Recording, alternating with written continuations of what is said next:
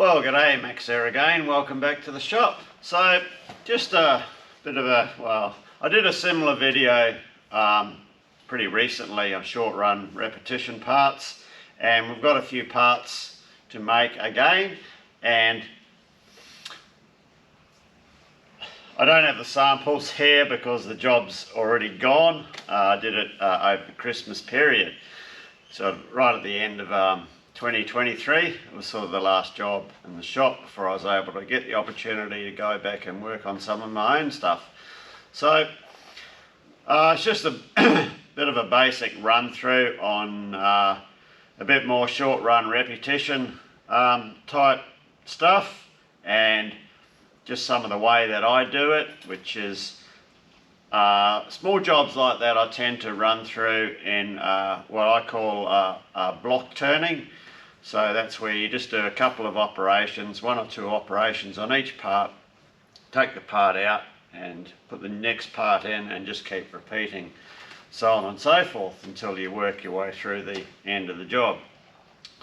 That's a method I find can be very quick and easy on a simple manual lathe without digital readouts or anything like that, and that's the way we used to do it years ago.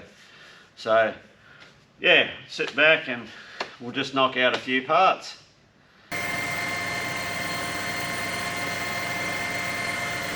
Alright, that's the first bar turned down to diameter 1 inch, which is what's required, and we've got to do about half of the second one. Just a small note here, I turned a little bit off the end and put a little shoulder, that way the bar cannot migrate back into the chuck. This is 1/8 of an inch diameter, got to come off these bars, and I've already sanded the end of it. So I'll rip this down to 1 inch for about half of its length.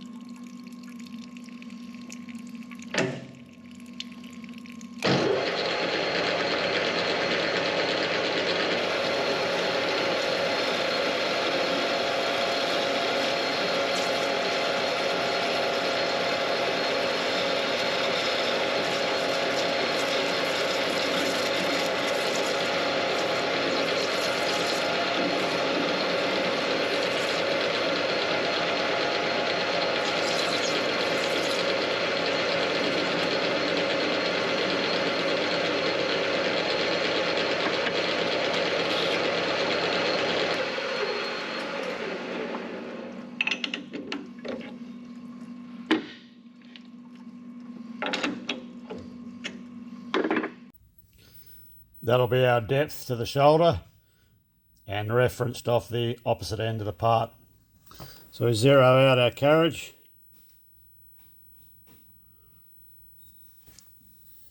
So when this lines up, we know we're at the correct depth.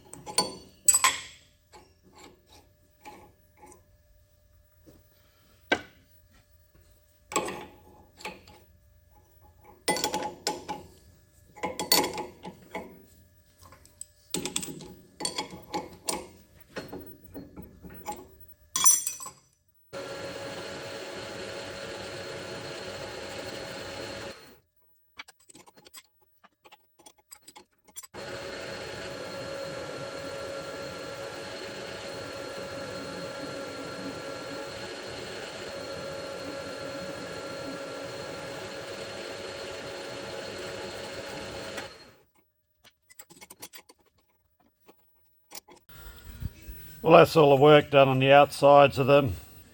Radius done, OD done for the thread. So we'll head over to the milling machine now. We'll get these flats put in the ends of the part. That we do that now, we've still got a good area here to grip the part on. So off to the Bridgeport. This is the form tool I was using to form our radius on the end. So yeah, did a good job, they came out well. With a form tool like this, because you've got such a large area, you sort of got to work it a bit in both directions before you take a real ginger plunge in for your last bit of the cut. It worked out well. So we're just doing these spanner flats now. So just running a 16mm carbide insert end mill, just running that on 1000 RPM. And we just go through in one cut, rotate half a turn and come back the other way to do the other side.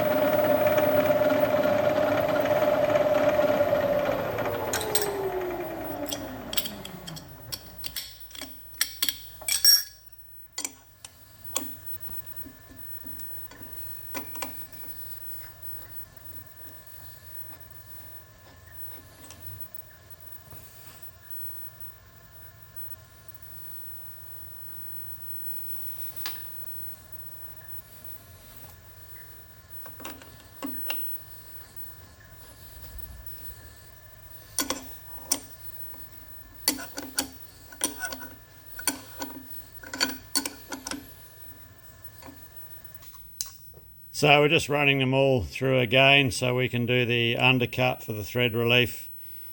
So I'll run them all through, do the undercuts, and then run them all through and thread them.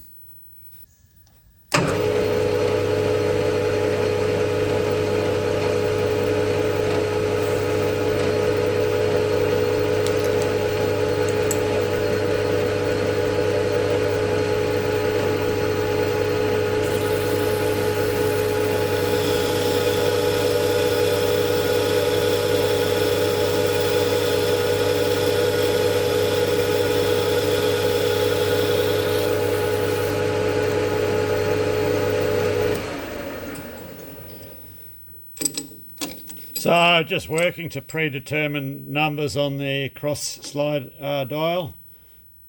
The editor just gives it the thread relief for the tool to drop into. So we're up to screw cutting them now.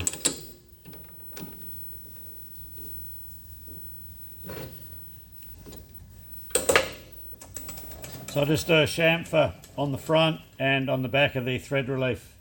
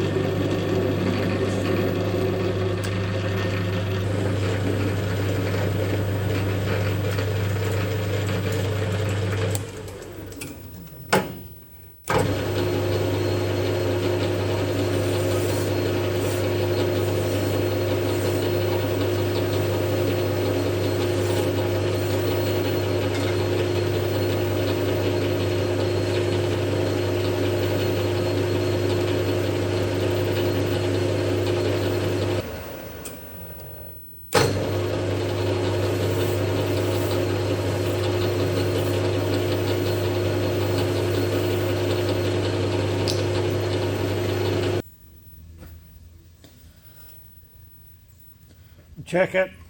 Every now and then you've got to check them. Should be 788 over wires.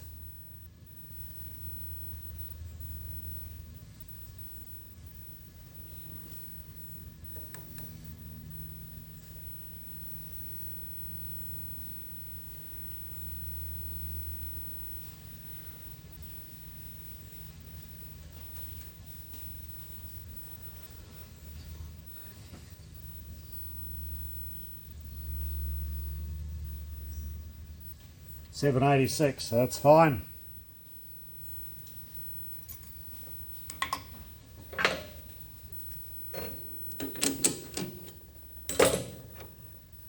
So what these do,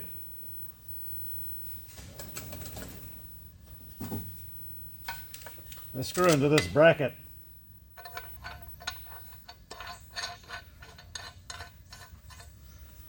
That's all I know. It's like a bit of a guide, as far as I know, for when a bit of armour plate goes over it, it locates on these. Right, we'll get the rest done. Oh, that's the first lot complete, as per the sample.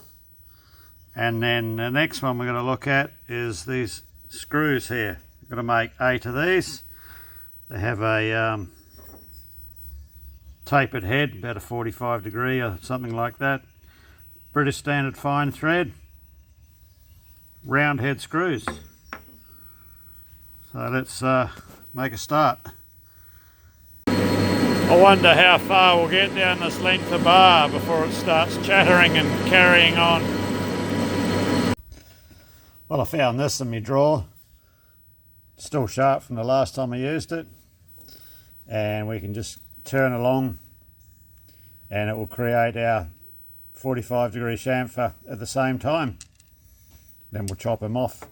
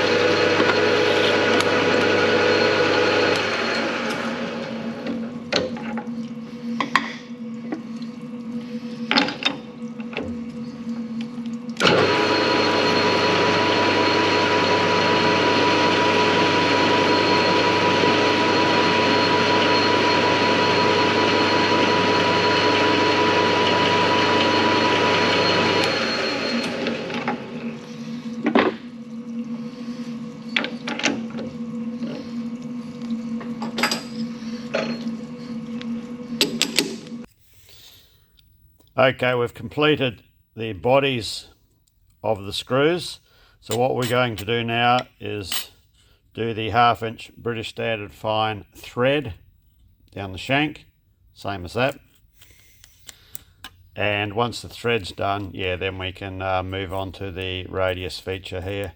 Now, my preference would have been to thread these while we were doing this operation, but the only way that my preference and methods to doing that would have been with my tangential. I've got a few of these tangential die heads, and this is a very small one that'll fit this lathe. I'm not a fan of multiple threading with a stock and die, with a button die. Yeah, I just don't like doing it. So what we'll do is I'll run them all back through. I'll single point them, and I can just use a die nut to confirm the size. So we'll do that. But yeah, I don't have a set of British Standard fine dies for this thread chaser, threading head. Coventry style die head. So for the thread details on our British Standard fine thread, which is 1/2 inch diameter,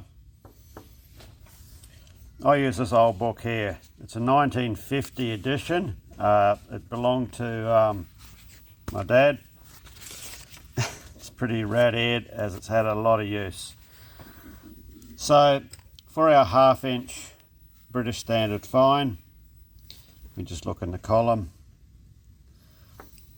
16 threads per inch. We know our full diameter, 1/2 inch. Minor diameter, 0.420. Okay, now depth of thread. Here we are, 40 thou. So if we touch our tool off on our OD, which is 1/2 an inch, 500 thou, we wind in 40 thou, we will be at the correct depth of thread, give or take a couple of thou due to nose radius variations on the tool, but it will put you in a good place. If you pull up shy where you are and start checking your thread, you'll get there.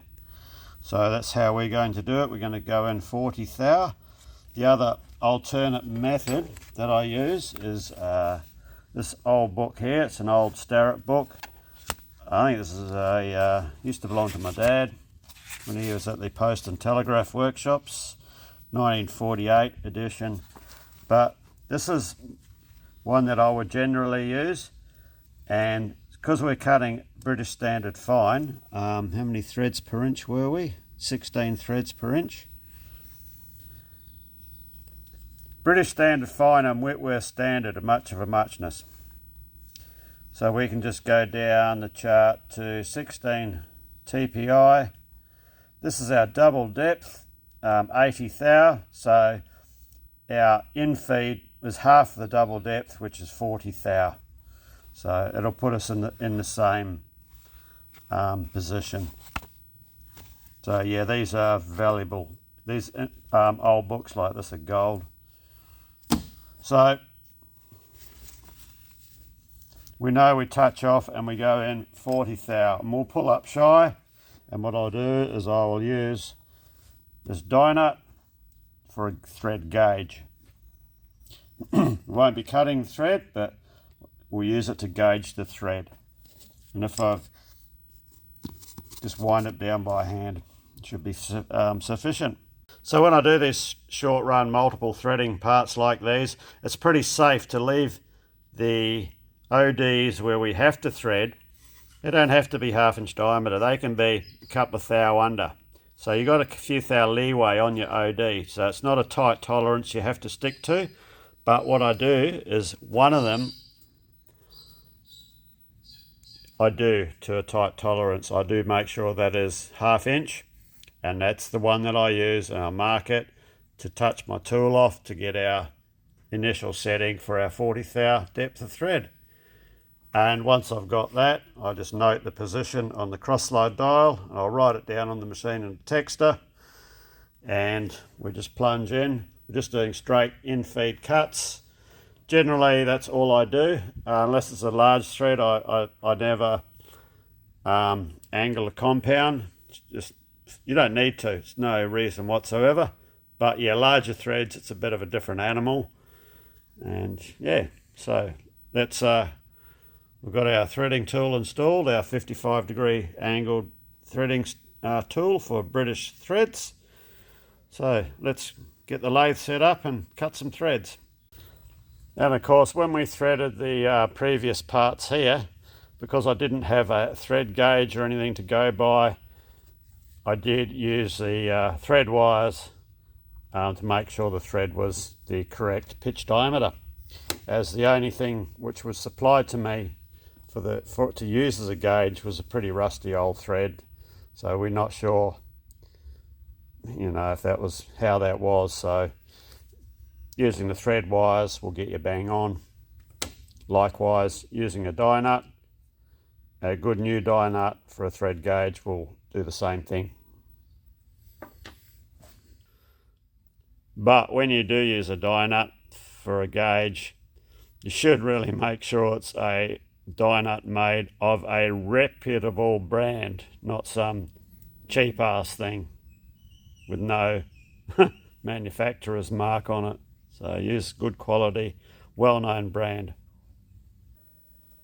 So we do need to confirm that we are actually cutting 16 threads per inch, and we use our thread gauge to check that. Now, one of Dad's old ones. Now, this machine has an 8 TPI lead screw, and we're cutting 16 TPI, so 8 divides evenly into 16, so we can engage our half nuts anytime without having to worry about engaging on a number on our thread dial. So we can drop in anywhere. We can completely ignore what this is saying.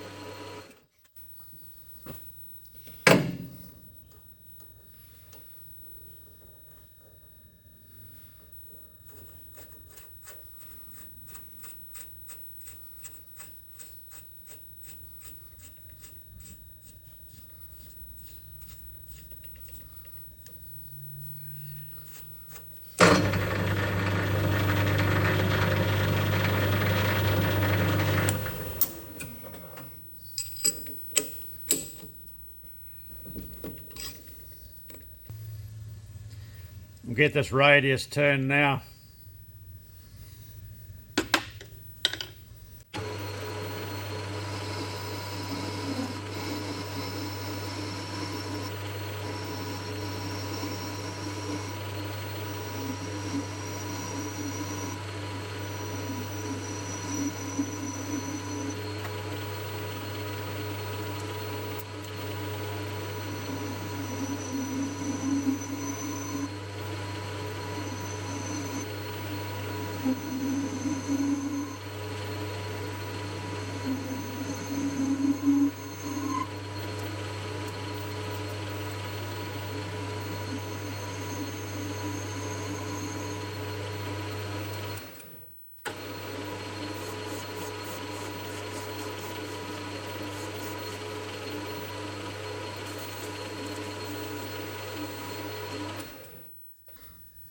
That's it.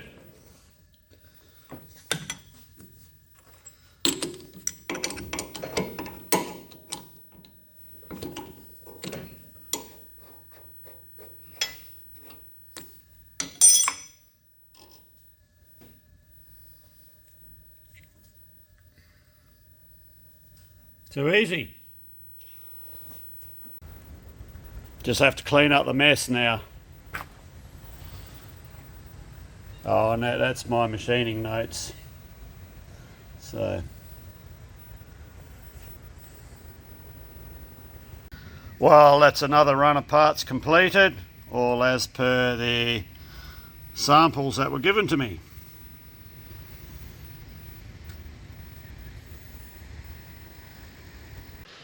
Well, that was the last of the jobs for 2023. So first cab off the rank next is this hand wheel here. We have to broach a hexagonal hole in it, so we'll probably do that in the Bridgeport. So yeah, hope you've all had a, well, it's 2024 now, hope you've all had a great New Year, survived Christmas. I know I didn't manage to stay up for New Year's Eve, as I don't make it that far nowadays. So well, anyway, all the best, have a great New Year, and we'll catch you later.